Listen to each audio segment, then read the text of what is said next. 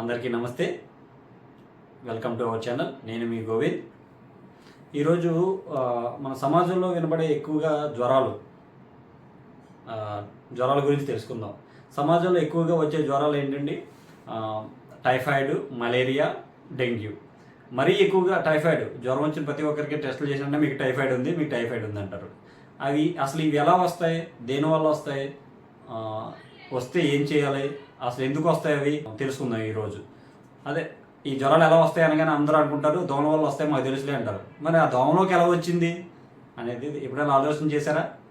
ఈరోజు తెలుసుకుందాం. First typhoid గురించి తెలుసుకుందాం. టైఫాయిడ్ అనేది సాల్మోనెల్లా అనే ఒక బ్యాక్టీరియా ఉంటుంది. ఆ బ్యాక్టీరియా వల్ల వస్తుంది. టైఫాయిడ్ అనేది దోమల వల్ల రాదు. ఇది ఎక్కువగాని పచ్చి మాంసం కానీ, పాడైపోయిన ఆహార పదార్థాలు కానీ, వాటర్లో కానీ కలుస్తమయ్యి ఆ వాటర్ ద్వారా కానీ, ఫుడ్ ద్వారా కానీ మన నోట్లోకి వెళ్ళినప్పుడు అది మనకి టైఫాయిడ్ని కలగజేస్తుంది అనమాట. అయితే టైఫాయిడ్ గురించి సమాజంలో ఎక్కువగా చేసే టెస్ట్ ఏంటంటే వైరల్ టెస్ట్. ఈ వైరల్ టెస్ట్ పాజిటివ్ చూపించి కానీ నార్మల్ 1:20 డైల్యూషన్ చూపిస్తా నార్మల్ అంటారు.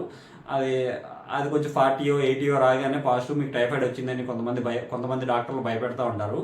మీరు కంగారు పడొద్దు. ఆ టెస్ట్ అనేది కామన్ వైరల్ ఫీవర్స్లో కూడా ఈ పాజిటివ్ చూపిస్తూ ఉంటుంది.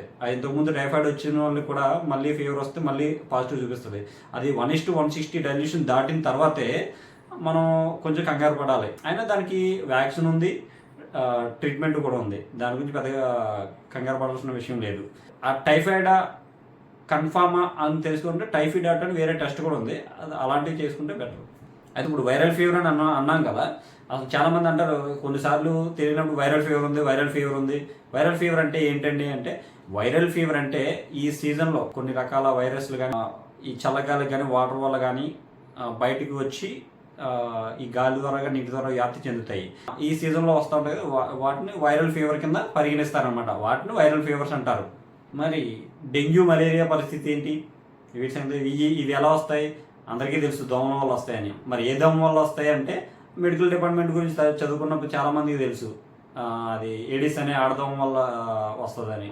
కానీ ఆ దోమలోకి ఎలా వస్తుంది అనేది ఎప్పుడైనా తెలుసుకున్నారా? ఈరోజు తెలుసుకుంది. మలేరియా వచ్చేది ప్లాస్మోడియం అనే ఒక పరాన్నజీవి వల్ల వస్తుంది. పరాన్నజీవి అంటే అది జీవించడానికి వేరే ఒకరి మీద ఆధారపడేదాన్ని పరాన్నజీవి అంటారు.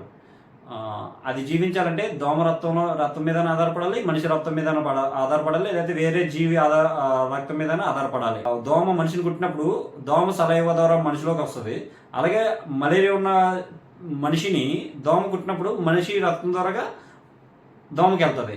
అసలు ఫస్ట్ టైం స్టార్టింగ్ దోమకి ఎలా వచ్చింది అంటే, దోమలు మనల్నే కాదు వేరే జీవులు కూడా, ఇప్పుడు అంటే పెంపుడు జంతువులు కానీ వేరే జీవులు కూడా కొడతాయి. ఏదో ఒక జీవి నుంచి దోమలోకి వచ్చి ఉండాలి. ఆ దోమ నుంచి మనుషులకి సంక్రమించాలి. ఇలా ఇది ఒక సైకిల్ కింద వచ్చి దోమకి మనుషులకి సైకిల్ అలా జరుగుతుంది. అయితే దోమలో ఉంటే దోమకి ఏం హామ్ చేయదు, కానీ మనుషులో ఉండడం వల్ల మనిషికి హామ్ చేస్తుంది. ఈ ప్లాస్మోడియం అనే పరాన్నజీవి నిశాచర జీవులు అంటే రాత్రి 10 గంటల నుంచి తెల్లవారుజాము 4 గంటల లోపే మనిషి రక్తంలో తిరుగుతాయి. మిగతా టైంలో ఏదో ఒక పర్టికులర్ ప్లేస్లో సైలెంట్గా అలా నిద్రావస్థలో ఉంటాయి.